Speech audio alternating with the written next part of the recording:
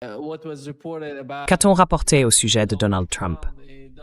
Donald Trump, parlant des soldats américains tombés au combat, a déclaré « Ils ont tous dit très clairement, nous ne pouvons pas laisser l'Iran avoir l'arme nucléaire. »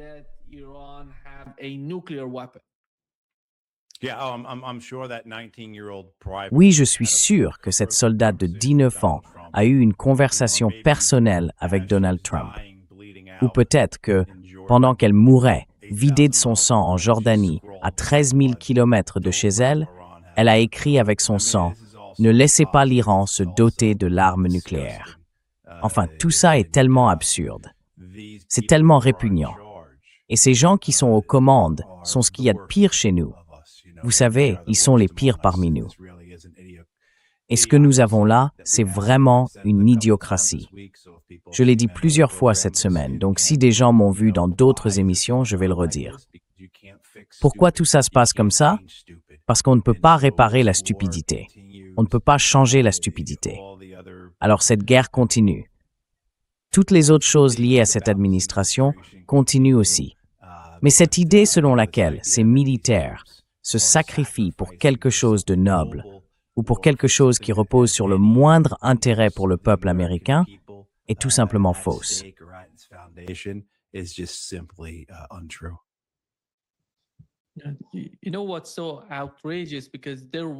Vous savez ce qui est si scandaleux? C'est qu'il y a eu une évaluation aux États-Unis, y compris par Tulsi Gabbard. Le dernier rapport disait que l'Iran n'a pas l'intention qu'il n'y a aucun signe que l'Iran cherche à se doter de l'arme nucléaire. Et Donald Trump est venu dire que ses soldats étaient, d'une certaine manière, tellement préoccupés par le programme nucléaire iranien qu'ils voulaient sacrifier leur vie pour éviter cela. Et voilà, Matt, comment l'administration cache tout, absolument tout. Parce que Pete Hegseth a déclaré hier que le coût de la guerre était de 37 milliards et demi de dollars. Or, CBS News a dit qu'ils ne vont pas, vous savez, nous dire ce qui se passait, ni quel était le coût jusqu'à présent. Ils cachent tout. Qu'est-ce que cela signifie pour vous, Matt? Comment l'interprétez-vous?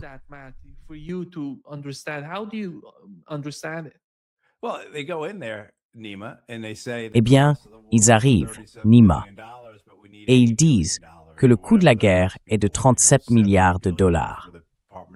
Mais ils demandent 80 milliards, ou je ne sais combien. 70 milliards pour le département de la Défense. 8 milliards pour des programmes de renseignement, ou quelque chose comme ça. Plus environ 12 milliards pour les agriculteurs américains. Donc ils disent que ça ne coûte que 37 milliards. Mais ils demandent plus du double. Le mensonge est là, tout de suite. La meilleure personne sur tout ça, c'est Stephen Semler. Stephen travaille avec le Center for International Policy et j'encourage les gens à le suivre sur Substack ainsi que sur X. Les calculs de Stephen dépassent déjà largement les 100 milliards de dollars et il expose tout en détail. Il montre comment il arrive à ce chiffre. Et absolument, si l'on tient compte du volume d'infrastructures militaires détruites par les Iraniens.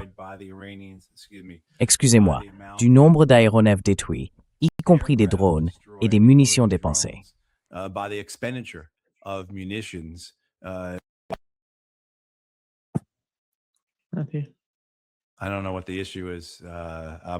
Je ne sais pas quel est le problème. Manifestement, une fois de plus, les dieux de StreamYard m'en veulent. Mais, vous savez, quand on met tout ça bout à bout, avec ne serait-ce qu'une estimation de base du coût nécessaire pour maintenir 20 navires, soit à peu près la taille de la force navale américaine présente là-bas, 50 000 soldats et des centaines d'avions, on fait simplement un calcul de base. Stephen arrive à plus de 100 milliards de dollars dépensés, ou que cela a coûté aux États-Unis depuis le 28 février. Ce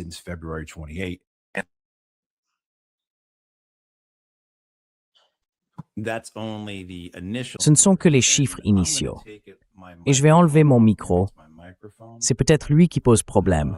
Donc on va passer à... Je vous prie de m'excuser pour la qualité audio. Ça va sans doute arriver, mais essayons comme ça.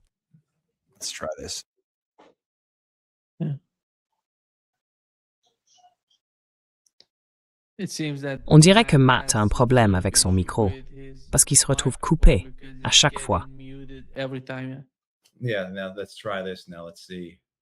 Oui, maintenant, essayons ça. Voyons voir. Je suis sûr que la qualité n'est pas aussi bonne. Changeons ça. D'accord, oui, désolé. Mais oui, vous savez, nous savons que ces coûts initiaux ne représentent généralement qu'une fraction de ce que ces guerres coûtent réellement sur le long terme. En termes de prise en charge des vétérans, de ce qu'il en coûte réellement pour remplacer, remettre en état ou réparer les équipements perdus, endommagés ou tout simplement usés. Je veux dire, la maintenance nécessaire pour remettre en état, si vous voulez, tous ces avions de chasse américains utilisés chaque jour. C'est incroyable, pas seulement en heures de travail, mais aussi en coût réel. Il faudra remettre en ordre, d'une manière ou d'une autre, tous ces escadrons de F-16, de F-15 et de F-35 une fois que tout cela sera terminé. Je veux dire, le coût total va se chiffrer en centaines de milliards de dollars. Et bien sûr, chaque jour que cette guerre se poursuit, chaque semaine, chaque mois, ces coûts n'augmentent pas de façon linéaire. Ils ont tendance à augmenter de façon exponentielle.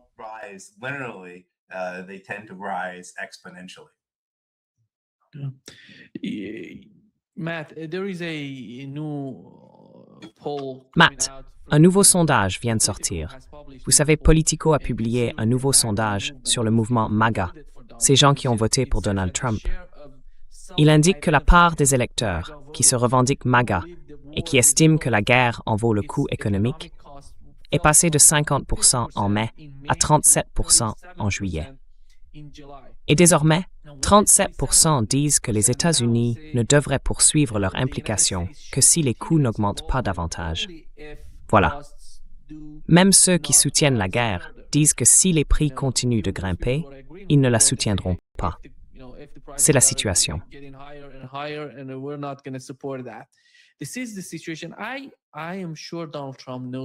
Je suis sûr que Donald Trump sait ce qui se passe au sein du mouvement MAGA, parce qu'il y a une fracture qui est en train de se produire dans ce mouvement.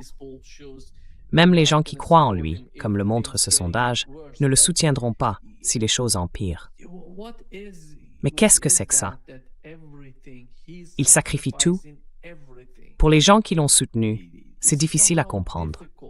Pas pour nous, parce que nous en parlions avant que tout cela n'arrive. Mais pour ceux qui l'ont soutenu, c'est très difficile de comprendre ce qui se passe avec Donald Trump.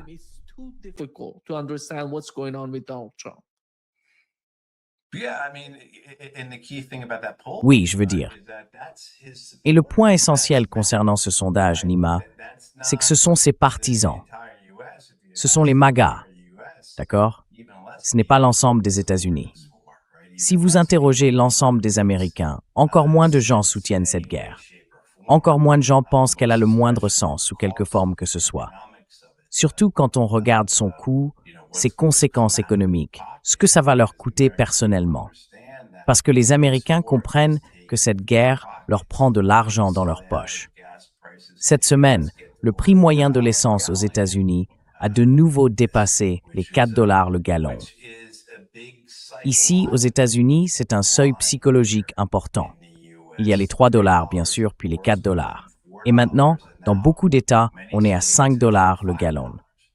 Et le diesel est bien plus cher encore.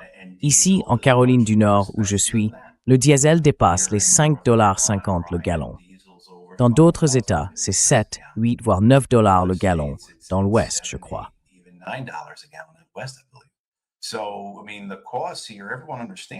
Donc je veux dire, le coût ici, tout le monde le comprend. Les gens le voient quand ils font le plein, mais ils comprennent aussi comment ça fonctionne, comment fonctionne l'économie, et pourquoi les prix augmentent encore plus qu'ils n'augmentaient déjà. Enfin, vous savez, je veux dire, le dollar américain a perdu 30% de son pouvoir d'achat au cours des 5 ou 6 dernières années. Tous les Américains le savent. Peut-être qu'il leur fallait le New York Times ou le Wall Street Journal pour le leur expliquer dans un article, mais tout le monde le sait. Tout le monde l'a ressenti. Donc, l'insipidité de cette guerre, je pense.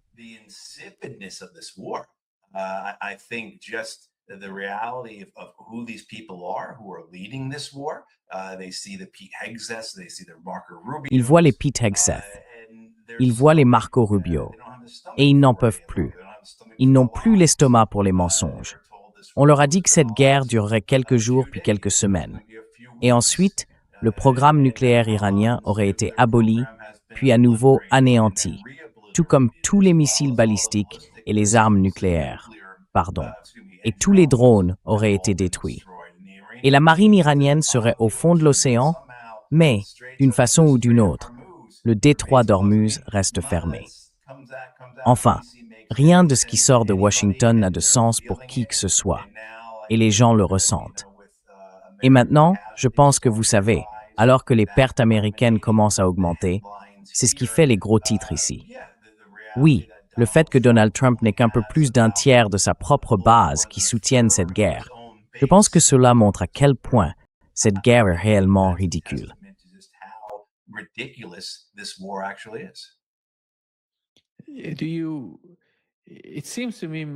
Il me semble, Matt, que cette guerre va se poursuivre l'an prochain, et peut-être jusqu'en juillet, quelque chose comme ça. On n'a pas l'impression qu'elle va s'éteindre de sitôt.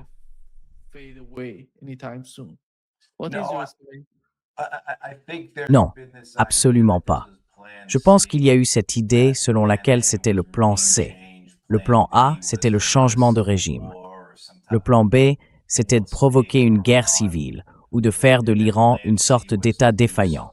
Et puis le plan C, c'était de faire quelque chose calqué sur la campagne américaine contre l'Irak de 1991 à 2003. Une politique d'endiguement, avec des sanctions et des blocus, visant essentiellement à isoler davantage l'Iran du reste du monde. Mais aussi, bien sûr, les bombardements. Et la plupart des gens oublient que sous l'administration Clinton, les États-Unis bombardaient l'Irak en moyenne tous les 3 ou 4 jours. Donc je pense que ce même type d'approche était le plan C pour l'Iran.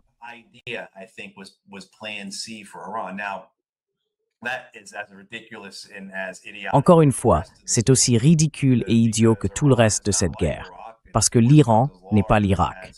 C'est un pays 4 fois plus grand. Il a environ 3 fois et demi plus d'habitants. Mais surtout, sur le plan géographique, il est situé à côté de puissances mondiales.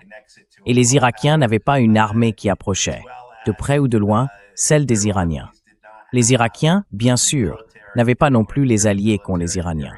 Donc, appliquer à l'Iran la stratégie des années 90 contre l'Irak, c'était évidemment aussi une stratégie qui a échoué, parce qu'elle n'a jamais écarté Saddam Hussein et le parti Baas du pouvoir. Elle n'a jamais provoqué de tentatives de soulèvement, et celles-ci ont toutes été réprimées très violemment.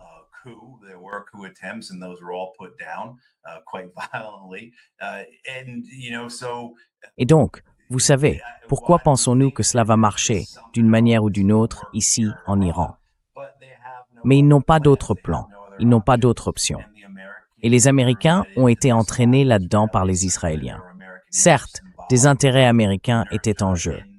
Depuis des décennies, la politique impériale américaine est marquée par une inertie visant à réparer ce qui s'est passé en 1979. Mais à l'évidence, nous avons vu les Israéliens obtenir ce qu'ils cherchent. Ils veulent que les Américains fassent la guerre seuls à l'Iran, dans le cadre d'un effort de soutien aux priorités d'Israël au Liban, en Palestine, à la fois en Cisjordanie et à Gaza, ainsi que dans d'autres zones périphériques, comme en Syrie.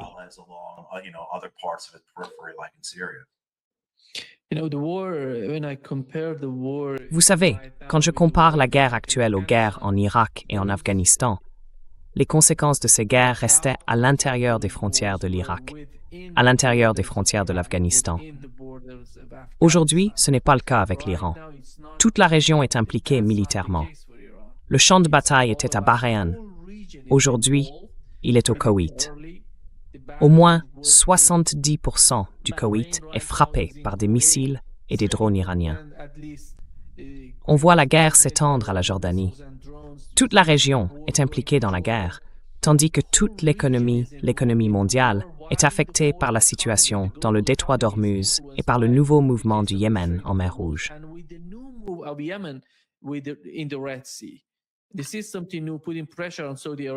C'est quelque chose de nouveau. Faire pression sur l'Arabie saoudite, qui d'une certaine manière avait le privilège d'utiliser la mer Rouge quand la guerre a commencé. Et aujourd'hui, ce privilège lui a été retiré par le nouveau mouvement au Yémen, ce qui accroît encore la pression. Vous savez, la question de l'Iran est tellement complexe. Cela montre l'immense potentiel d'escalade radicale sur le plan militaire comme économique. Et je ne sais pas si Donald Trump en a pleinement conscience ou s'il se moque des conséquences, parce que le champ de bataille, c'est le Koweït, Bahreïn ou ces pays-là. Il ne se soucie pas de ces populations. Et l'économie mondiale en ressent les effets. Mais lui, il encaisse le choc quand cela touche le marché pétrolier.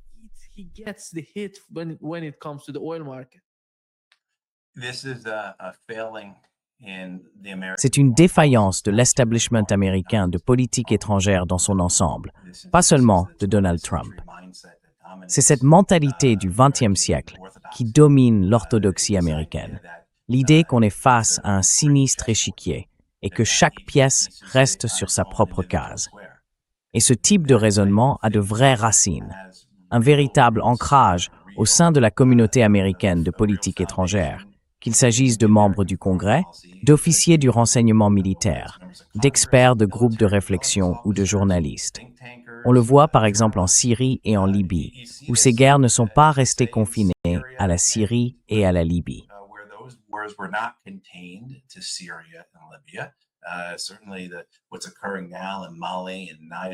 Bien sûr, ce qui se passe aujourd'hui au Mali, au Niger et au Burkina Faso est lié à des liens réels avec ce qui s'est passé en Libye en 2011. Vous savez, l'incapacité à contenir la guerre en Syrie à l'intérieur des frontières géographiques de la Syrie, qui a bouleversé et détruit toutes les vies, notamment avec l'invasion et l'occupation du nord et de l'ouest de l'Irak par l'État islamique, a là encore montré cette conviction au sein de l'appareil sécuritaire et de l'establishment de politique étrangère américain que tout cela est gérable, que tout cela peut être contenu. Et aussi la domination de cette pensée très linéaire, héritée du XXe siècle. Là encore, cette façon de penser de joueur d'échecs à la Ford, où c'est la mondialisation, qui, je le sais, est un mot qui déclenche beaucoup de réactions chez les gens.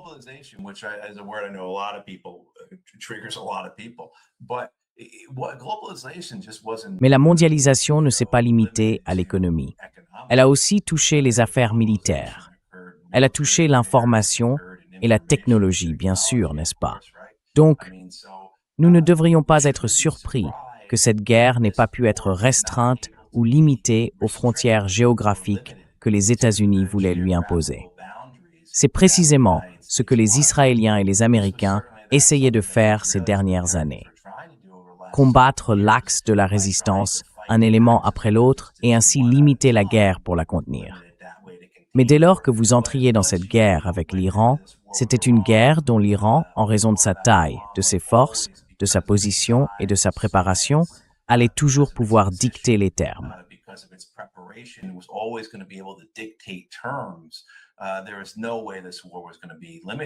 Il n'y avait aucune chance que cette guerre reste limitée. Et puis, bien sûr, comme vous l'avez rappelé, cela ne concerne pas seulement le Moyen-Orient. Le monde entier a été entraîné dans cette guerre en raison des enjeux économiques. C'est donc une guerre marquée par une escalade horizontale. Les Iraniens ont réussi à faire monter cette guerre en puissance, non seulement à l'échelle régionale, mais aussi mondiale. Et bien sûr, nous pouvons revenir à cette discussion. Cela montre pourquoi les Iraniens sont une puissance mondiale.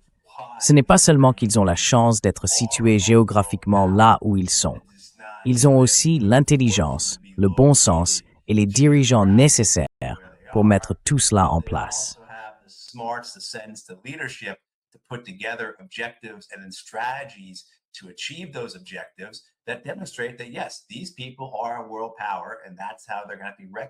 Et c'est ainsi qu'ils vont devoir rendre des comptes pendant des années. Et cela donne encore plus de crédit à ce que vous venez de dire, Nima, et je suis totalement d'accord avec vous.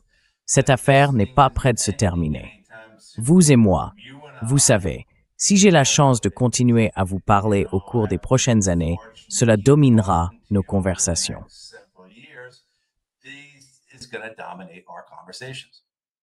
Yeah. Oui, Matt, quand on parle des armes utilisées par les États-Unis, je parle de toutes les armes.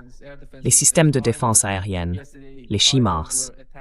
Hier, les HIMARS ont été attaqués au Koweït. L'un d'eux, le système Patriot, a été attaqué. L'un d'eux a été touché par un drone ou un missile iranien. Et la guerre s'étend. Pendant qu'on en parle, les forces américaines ont été frappées en Jordanie. Et ça montre que d'une certaine manière, la situation n'est pas si sûre, même en restant en Jordanie. Où va-t-on comme ça? Quelles sont les options pour Donald Trump pour positionner ses avions ravitailleurs, ses avions de chasse? Où seraient-ils installés? En Israël? En Grèce? À Diego Garcia? Ou peut-être en Bulgarie? Ils disent qu'ils vont peut-être y aller. Ils utilisent. Mais qu'est-ce que c'est que ça?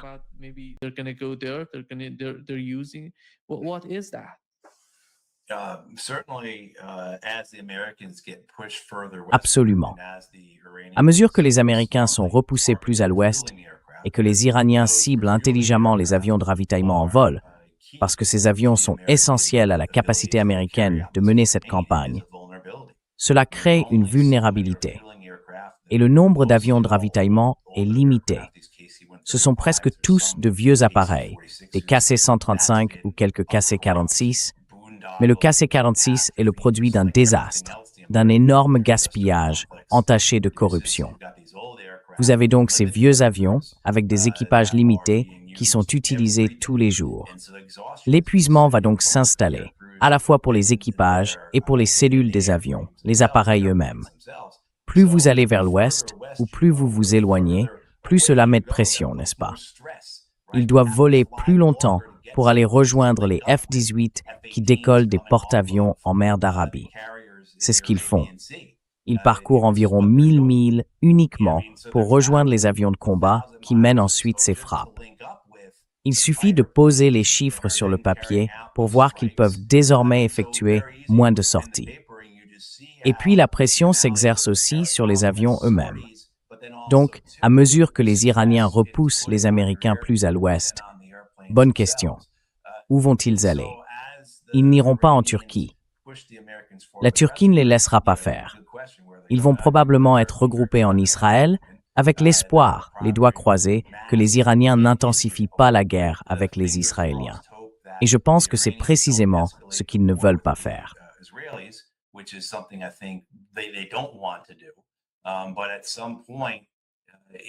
Mais à un moment donné, si c'est là que se trouvent les principales vulnérabilités des Américains, pour arrêter ou frapper les Américains qui attaquent votre pays, alors les Iraniens vont devoir frapper ces pétroliers qui sont en Israël. Ils pourraient aller directement à Chypre, ils pourraient aller en Grèce, ils pourraient aller en Bulgarie. Quant à savoir si les Iraniens iraient jusqu'à les suivre là-bas et à les frapper, je pense que c'est très probable. On l'a vu au début de cette guerre, durant la première semaine environ, lorsqu'un hangar américain sur une base aérienne britannique à Chypre a été frappé par les Iraniens.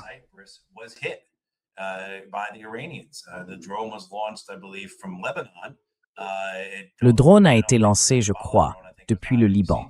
Il a été tiré depuis le Liban. Donc rien ne dit que ça ne puisse pas se reproduire, surtout si c'est l'une des vulnérabilités majeures des Américains.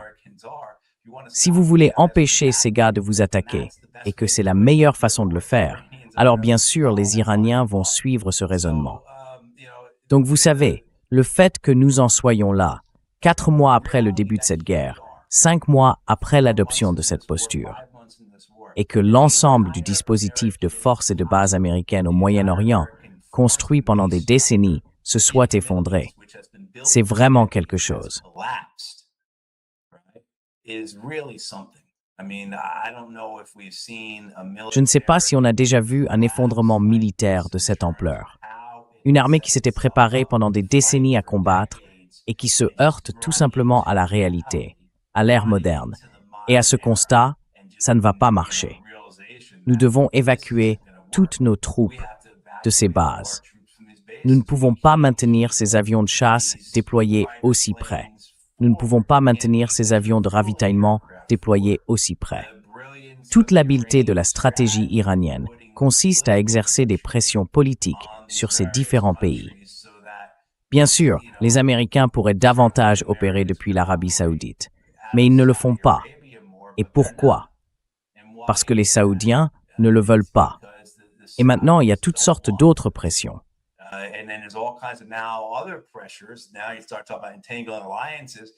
Maintenant, vous commencez à parler d'alliances qui vous lient les mains. Vous avez cette alliance militaire saoudo-pakistanaise. C'est une bonne chose. Enfin, ça complique les choses. Et c'est là qu'on voit toute l'habileté de la stratégie iranienne. Démanteler l'alliance américaine, mettre en lumière et exploiter la vulnérabilité américaine. Et puis, bien sûr, il y a le sujet dont tout le monde parle depuis des mois, voire des années. On en parlait déjà l'année dernière et l'année d'avant. On remonte à 2015, quand on parlait de l'armée de l'air américaine, qui n'avait plus de bombes, vous savez, lorsqu'elle attaquait l'État islamique en Syrie et en Irak. Il y a l'incapacité de l'industrie américaine de la défense à répondre aux besoins de l'armée américaine. Le fait que les Américains sont à court d'intercepteurs de missiles, qu'ils sont à court d'armes d'attaque à distance.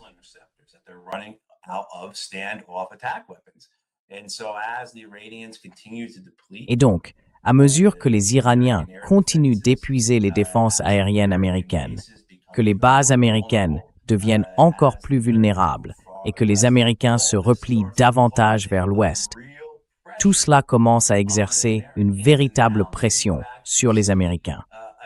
Et là, on pourrait peut-être assister à une victoire opérationnelle des Iraniens sur les Américains, au point que les Américains doivent quitter la guerre. Alors qu'au début du mois d'avril, les Américains semblaient, je pense, avoir compris cela et réclamaient un cessez-le-feu avec Donald Trump qui les suivait. On se retrouve maintenant dans une situation où les Américains vont manquer de munitions, si toutes les informations dont ils disposent sont exactes, au cours du mois prochain. Donc, au cours de la semaine ou des 2 prochaines semaines, que vont commencer à faire les Américains pour se préparer à cela?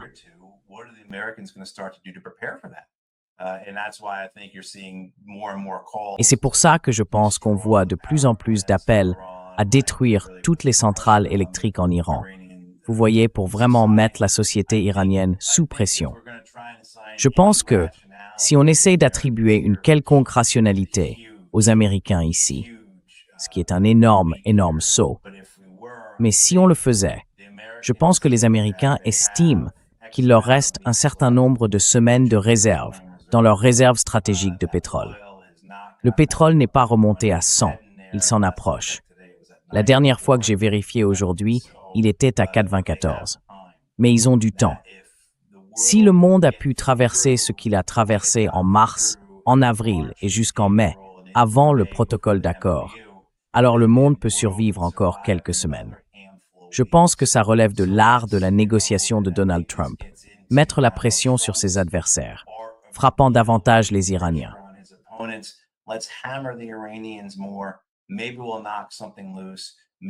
Peut-être qu'on va faire sauter quelque chose, peut-être qu'on va tuer la bonne personne, peut-être qu'on va priver l'Iran d'électricité.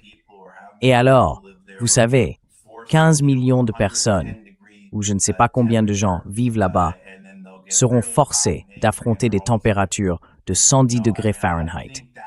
Et là, ils vont avoir vraiment chaud et se mettre très en colère. Et ils sont tous vraiment, vous savez, enfin, je pense que c'est peut-être l'approche sophistiquée qui circule actuellement à la Maison-Blanche pour expliquer pourquoi ils font ça. Avec l'idée qu'on a jusqu'à la fin août ou la mi-septembre avant de devoir vraiment réfléchir à ce qu'on va faire de nos propres réserves de pétrole. Mais encore une fois, il y a tellement de choses qui clochent dans ce que je viens de dire. Mais pourquoi, diable, ils font ça? Vous savez. Et nous voilà encore à essayer de penser rationnellement à propos de ces acteurs irrationnels.